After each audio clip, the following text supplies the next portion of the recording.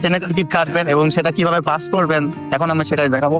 তো যে টিকিটের যে মেশিনটা আছে, তো ওইখান থেকে আপনার ভাষাটা সিলেক্ট ইংরেজি, যদি পারেন ইংরেজি, আর ইটালিয়ান যদি পারেন ভালো তো ইটালিতে।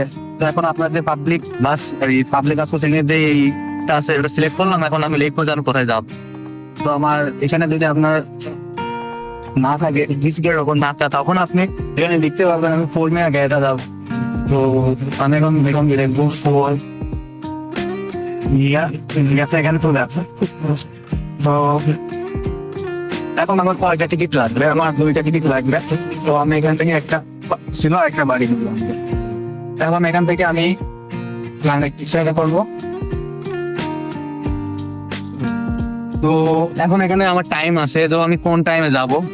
তো এখানে আপনার টাইম অনুযায়ী আপনি যেটা থেকে সিলেক্ট করবেন। এটা একটাই 20 ইউরো, আর এখানে যেটা আছে এটা 8 ইউরো। তো একটা আছে আপনার সময় কম লাগে, তো ওটা আছে 20 ইউরো। আর যেটা সময় বেশি লাগে তো ওটা আপনার আধা ঘন্টা পর পর আসে। আর যেটা আপনার সময় বেশি লাগে আধা ঘন্টা পর পর। আর যেটা খুব তাড়াতাড়ি আসে, আসা যাওয়া ভালো, কম সময় লাগে, ট্রেনের দ্রুততা আছে বেশি, তো ওটাই আপনার ইউরো বেশি লাগে। 8 ইউরো আর 20 ইউরো পার্থক্য বুঝছেন। তো আমি এখন কিন্তু আমি 8 ইউরোটা কিনি। তো 8 ইউরো এটা আমি সিলেক্ট করছি। এখন এম কনফার্ম করে দিলে আমি কনফার্ম করব। এখন আমার 2টা টিকিট এখানে দেখেন, একটা আমার বন্ধু, একটা আমার। তো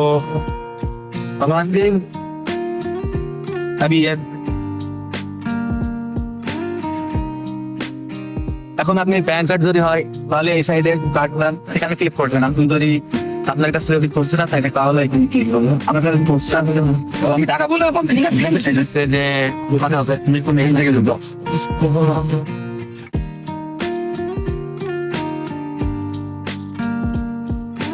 তো আমি টাকাগুলো দিলে এখানে কিন্তু উঠছে টাকা রাখছে না বন্ধু ভাই, এটা পাসা।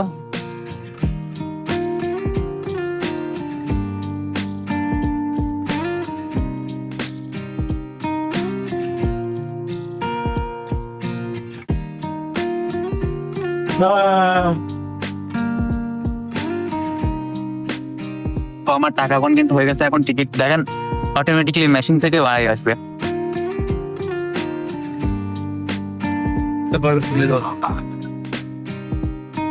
আমার টিকিট কাটা হয়ে গেছে। এখন এই টিকিটটা আমি এখানে পাবো।